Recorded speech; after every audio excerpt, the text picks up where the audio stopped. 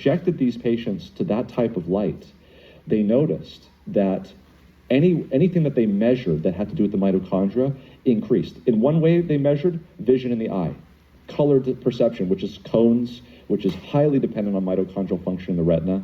The retina is the tissue with the highest concentration of mitochondria. Color perception increased by 15–16%. Wow. When they did it with incandescent lights, wide spectrum infrared, it increased by 26%. So in other words, they're seeing a real output. There was another patient population that they did an experiment where they had people drink glucose. And of course, what's going to happen? Everybody's glucose is going to go up and it's going to spike.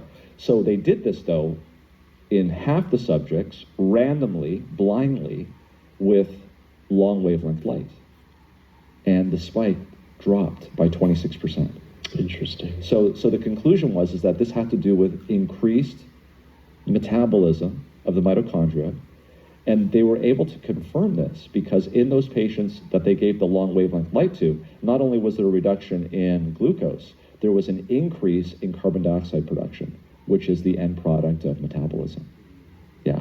So it's very clear that what we're seeing here is that infrared light, particularly from the sun, is at the pathophysiological, individual physiological level, is beneficial to the functioning of the mitochondria throughout the tissues of the body, has multiple effects.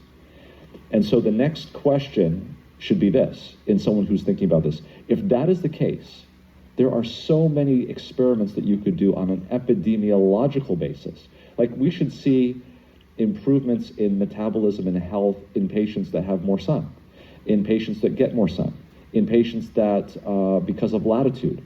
And the answers to all of those questions, in short, is yes, that's exactly what we see. Did you find that with COVID-19? Absolutely.